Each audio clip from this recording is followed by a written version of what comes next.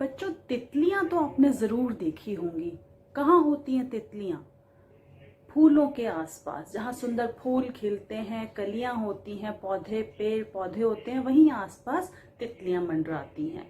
तो क्या कभी आपने तितली को पकड़ने की कोशिश की है? तितली को पकड़ना वैसे बुरी बात है। वो बेचारी कोमल सी होती है, नाजुक होती है। अगर हम उसको पकड़ेंगे ना तो उसके पंख टूट भी सकते हैं। पर अगर आप कभी कोशिश भी करेंगे ना, वो झट से उड़ जाती है। उसको फूलों पर बैठना ही अच्छा लगता है। तो आज मैं चित्रा बंसल, आपकी हिंदी की टीचर, आपको एक छोटी सी प्यारी सी कविता पढ़ाऊंगी, जिसमें आप देखेंगे कि दो बच्चे कैसे तितलियों को देखकर खुश हो रहे हैं और उनसे बातें कर रहे हैं। कविता का नाम है तितली रानी। तो चलो मेरे साथ पढ़ना शुरू करो। रंग बिरंगे पंख तुम्हारे इधर उधर मंडराती हो, कली कली से फूल फूल से उनका रंग ले आती हो। इंद्रधनुष के रंग साथ ले जहाँ जहाँ तुम जाती हो, बच्चे बूढ़े और युवा सबका मन हर्षाती हो। तितली सब बच्चों ने देखी होगी। कितने रंग बिरंगे पंख होते हैं उसके, और हर समय इधर उधर घूमती रहती है, मंडराती रहती है, मतलब घूमती रहती है। तो बच्चे उस तितली को देखकर उससे बातें कर रहे हैं और क्या कह रहे हैं कि तितली रानी, तुम्हारे कितने सुंदर पंख हैं, रंग बिरंगे, और इधर उधर तुम घूमती रहती हो। हर कली पर बैठती है तितली, फूल पर बैठती है। तो बच्चों को ऐसा लग रहा है मानो वो उन कलियों से, फूलों से उनका रंग चुरा रही है, उनसे ले रही है। इंद्रधनुष में भी बहुत सारे रंग होते हैं और तितली के पंख भी रंग बिरंगे होते हैं।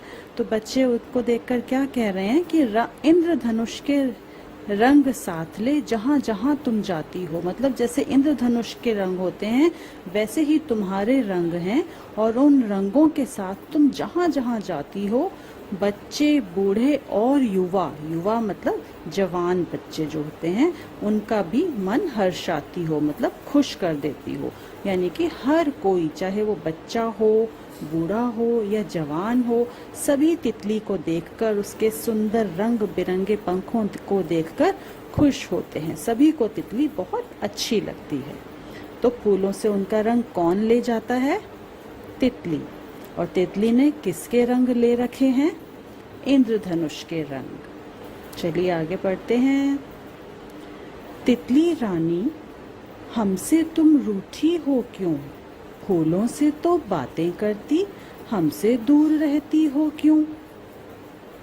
पास यदि हम आए तुम्हारे, तुरंत दूर उड़ जाती हो। हमसे भी तो करो मित्रता, इतना क्यों शर्माती हो?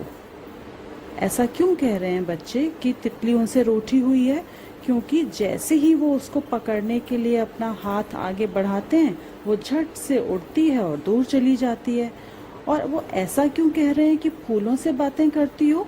क्योंकि वो जाकर फूलों पर बैठ जाती है। ऐसा लगता है मानो उनसे बातें कर रही हो। तो छोटे छोटे बच्चों को ऐसा लग रहा है कि तितली उनसे तो रूठ गई और फूलों से बातें कर रही है, उनसे दूर दूर रहती है और फूलों के पास जाके बैठ जाती है।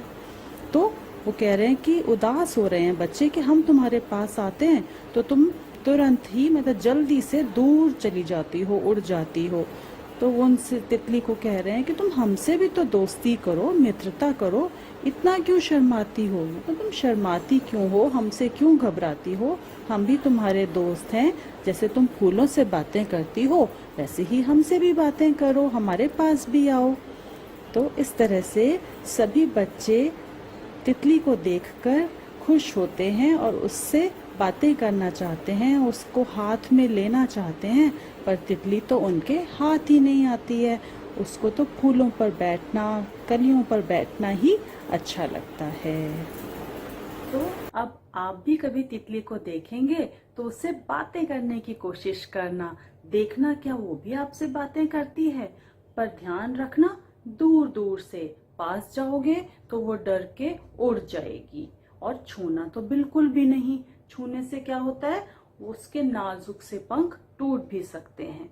तो तितलियों को, फूलों को दूर से देखना चाहिए। जैसे वो सबको खुश करते हैं, इसी तरह से हमें भी अपने कामों से, अपनी बातों से सबको खुश करने की कोशिश करनी चाहिए। खुशियां बांटते हैं तो हमें भी खुशी मिलती है ना।